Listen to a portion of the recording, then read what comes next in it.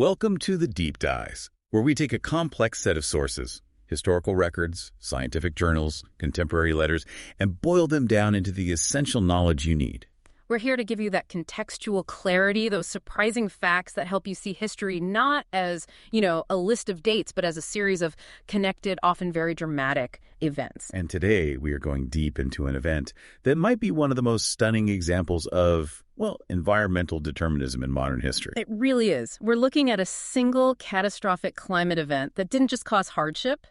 It fundamentally rerouted the flow of 18th century Europe, politically, militarily, demographically, the works. So our mission today is to unpack the scale, the agony, and the enduring scientific mystery surrounding the winter of 1708 to 1709. An event known in England as the Great Frost. And in France, where the suffering was maybe most concentrated, as Le Grand Hiver, the Great Winter. And it's so important to understand this right up front. This wasn't just a severe winter. It was an extreme outlier, even for an age that was already colder than ours. Right, the so-called Little Ice Age. Exactly. But our sources confirm this was the coldest European winter recorded during the past 500 years. When we talk about 1709, we're talking about a civilization-altering climate event.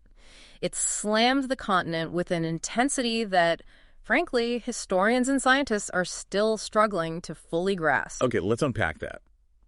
If this was an outlier within an already cold era, we need specifics. Yeah. We need to move past the dramatic name and really quantify the cold itself. Let's do it. This is section 1. Yeah. Establishing the ice line.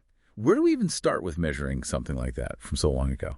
Well, we have the great fortune of having precise, detailed measurements from that period. It's thanks to the nascent scientific curiosity of the Enlightenment. The definitive data comes from a man named William Durham. William Durham. Who was he? He was a highly respected natural philosopher and observer. He was diligently recording temperatures in a place called Upminster, Great Britain, which is just east of London. And he wasn't just some guy with a thermometer, was he? He was part of that early network, the Royal Society correspondents, who were, establishing modern scientific methodology. That's the key. His record keeping gives us a truly reliable snapshot. And what Durham captured in his records is, it's staggering. On the night of January 5th, 1709, he measured a low of minus 12 degrees Celsius. Which is about 10 degrees Fahrenheit. Right. Now, that number on its own might not shock a modern listener, especially if you live in a cold climate, but the context is everything. Durham had been meticulously recording temperatures since 1697. So he had over a decade of data, a solid baseline. A solid baseline. And that minus 12-degree reading was the lowest temperature he had measured in the entire 12 years he'd been observing. It signaled that this cold air mass was fundamentally different from the standard harsh winters they were used to. This was a deep freeze he had never witnessed. As this wasn't just a localized thing hitting London. Not at all. The records show this cold system just enveloped the entire continent. The cold actually deepened as it moved eastward and inland. Durham's contemporaries across Europe recorded even more extreme lows. How low are we talking? In places like Paris, parts of Central Europe, you see lows consistently recorded down to minus 15 Celsius. That's 5 Fahrenheit. This wasn't a mere cold snap. It suggests a massive, stable, and incredibly deep mass of cold air locked over Europe for a very long time. Wow. And what's fascinating is that the scientific minds of the era, the people trained to be skeptical, they recognized how unusual this was almost immediately. They did. And that recognition is preserved in a really critical piece of primary source evidence. Durham himself, in his correspondence published in the Philosophical Transactions, made a claim that just cuts through all the scientific modesty of the time. What did he say? He stated, and I'm quoting here, "I believe the frost was greater, if not more universal also, than any other within the memory of man." Within the memory of man. Think about the weight of that. This is a dedicated scientist writing for his peers. He's not trying to be sensational. He's declaring that this was the most profound weather event anyone alive had ever experienced. It immediately establishes 1709 as a landmark historical date, not just a footnote. And it confirms that the human perception of it, the feeling that this was unprecedented, it aligns perfectly with the data. To really drive home just how far this reached, a number like minus 15 is one thing, but what was the impact on places that should never get that cold? This is where we have to look south. We hear about the Thames freezing over, but that happened a few times during the Little Ice Age. The truly shocking evidence comes from Italy, specifically Venice. The sources give us this powerful visual. The frozen lagoon in Venice, a city built on water. The canals froze solid. The entire lagoon froze so solidly that we have historical documentation, even paintings showing people walking across it. They were setting up stalls, even driving carriages across areas that should have been open water in Venice. For a city whose entire identity is tied to its water access to be, effectively shut down and walkable because of ice, that just illustrates a devastating, deep-reaching cold. The normal atmospheric boundaries were just gone. Which means the human consequences, the suffering, must have been just as universal. And that leads us right into the deepest part of this story. This wasn't an inconvenience. It was a deadly force. Right. Section 2, the personal experience and the immense human cost. We've established the scale. Now let's establish the agony. And you say we could start with the aristocracy. We have to start high up the social ladder to really appreciate how universal the suffering was. And for that, we turn to a vivid letter from Elizabeth Charlotte, the Duchess of Orleans. Okay, so she was Louis XIV's sister-in-law living at Versailles, the absolute epicenter of European wealth and luxury. Exactly. If anyone had access to warmth and comfort, it was her. But the detail she includes in this letter, it just speaks volumes about how feudal wealth was against this kind of cold. She wrote to her great-aunt in Germany. And what did she describe? She said she was completely wrapped in heavy furs with a roaring fire right next to her. Not a dying ember, a roaring fire. And the door was shut tight. And despite all of that, she was still shivering. That's incredible.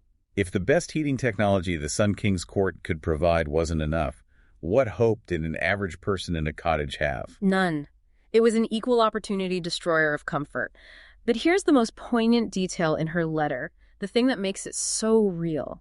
She said she was so cold she could barely hold her pen. Her hand was just paralyzed by the freeze penetrating the stone walls of the palace. That tiny detail, not being able to grasp a quill, that tells you more about the physical state of absolute crippling cold than any temperature reading. Precisely. And she summed it all up with her final sentiment.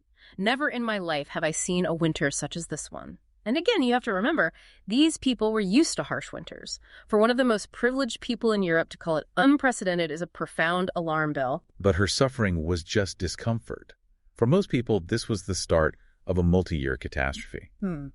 Let's get into the cost in France, because the sheer volume of death is, it's hard to comprehend. France was ground zero for the human toll. And the mechanism of death, it was complex. It started with the cold, but it escalated into famine. The Great Frost didn't just make life miserable, it actively destroyed the entire agricultural foundation for the next year. How? Was it just that the ground was too hard to plow? It was far more insidious than that. The extreme, sustained cold penetrated deep into the soil, far deeper than normal, and it killed the winter wheat seeds in the ground. Oh, wow. Winter wheat was the backbone of the French diet. It was the key crop that survived between the autumn harvest and spring planting. When the thaw finally came, farmers didn't find dormant fields. They found dead seeds. So the food for the next year was just gone. Gone. On top of that, the cold destroyed grapevines down to the roots, ruined olive groves, and even destroyed stored food. Wine and oils froze solid in their containers.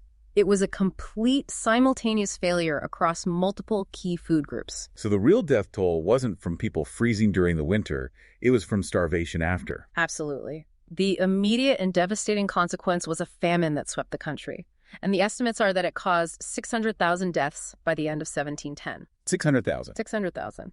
To put that in perspective, France's population at the time was maybe 22 million. We're talking about the loss of roughly 3% of the entire national population in about 18 months. That is a demographic shockwave. And this happened at the worst possible political moment for the French monarchy. The worst. This famine hits while France is deeply engaged in the War of the Spanish Succession. Louis XIV's treasury is already depleted.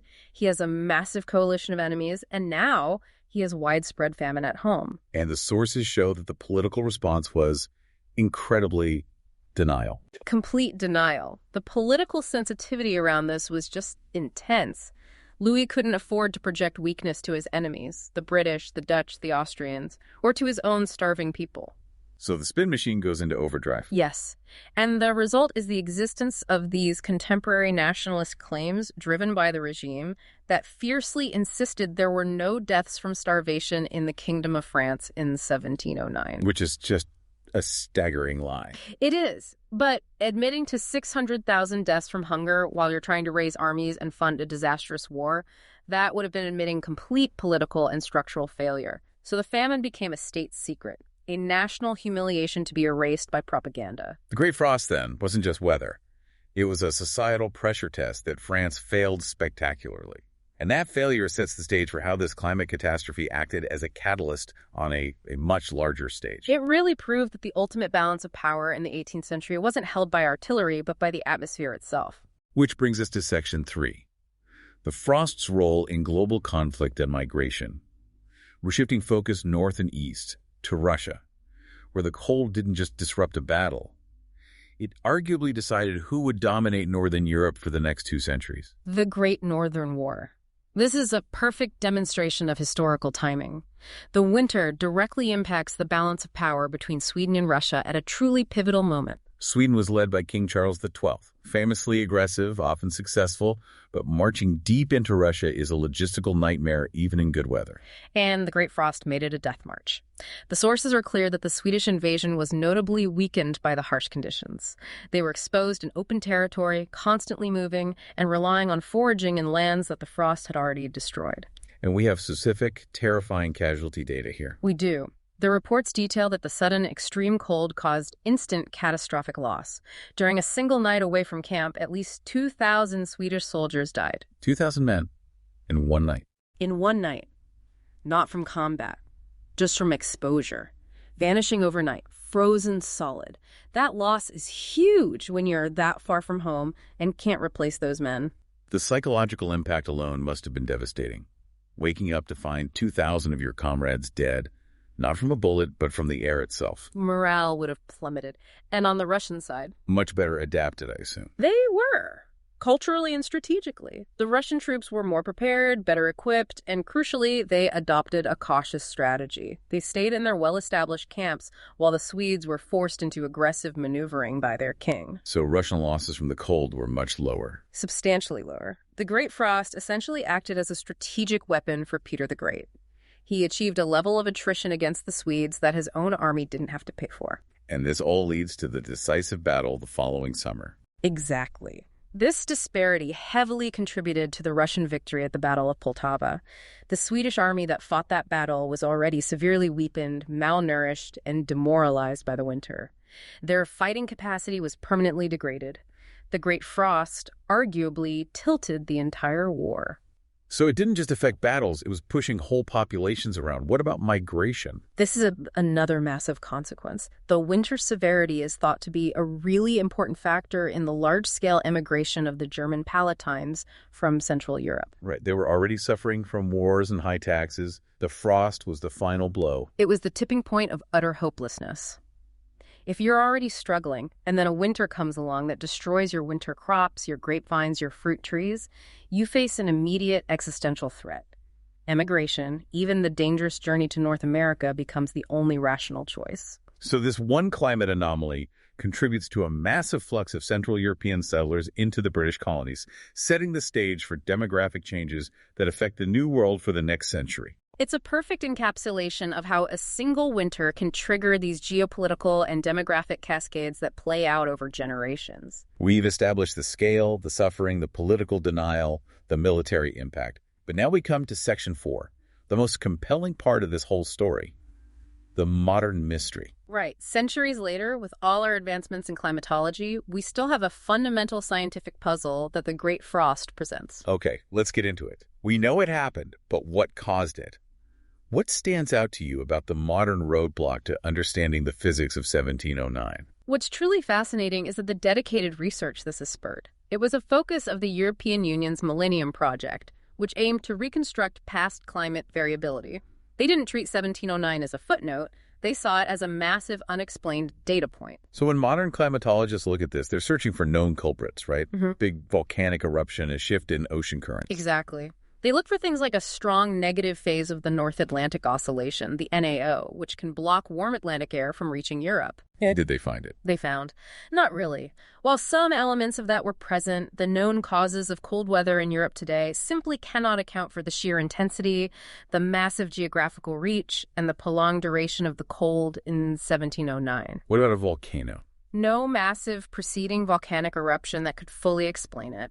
The mechanism that drove the Great Frost is, scientifically, still elusive. So we have detailed records showing a phenomenon happen, but our modern climate models, built on centuries of physics, cannot successfully recreate the conditions that led to it. That's the thing. It implies a missing or a poorly understood variable in the Earth's system itself.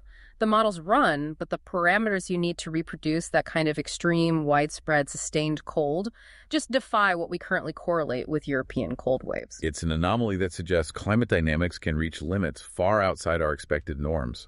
And that's not just a historical curiosity. It challenges our ability to predict and prepare.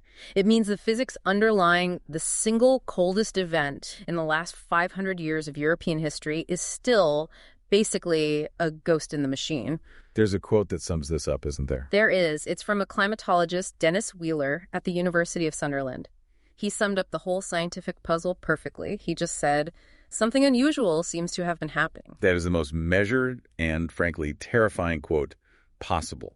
A stark reminder that the climate system can still throw a curveball that we just haven't accounted for. So the synthesis of our deep dive really rests on 3 pillars.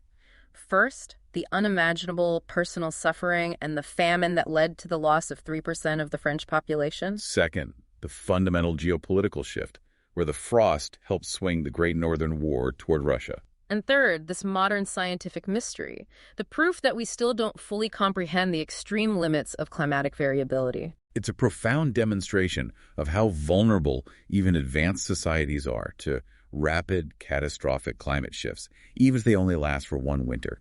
The consequences echoed for decades. The Great Frost wasn't just a cold wave, it was a devastating historical driver. So to quickly summarize the key nuggets for you, remember the unprecedented temperature, minus 12 Celsius in England, even colder inland. Remember the horrific human toll, 600,000 deaths from famine in France alone. And remember that this single season was instrumental in swinging a major European war. And the relevance of this deep dive for you, the listener, is clear. Historical climate events were not just background details. They were the primary engines of political and social transformation. The architecture of the 18th century was shaped by the atmosphere just as much as by the ambition of its kings. And that leaves us with our final thought for you to mull over. We know what happened in 1709. We know its profound, catastrophic effects on war, on hunger, on migration. But given that our modern climate models still can't explain the physics of the Great Frost, what hidden, unpredictable climate mechanisms could be at play that we still don't understand? And what might that imply about the severity of future, currently unpredictable climate events that could suddenly appear completely outside of our known parameters? A question that demands continued scientific humility and historical vigilance. Thank you for joining us on this deep dive.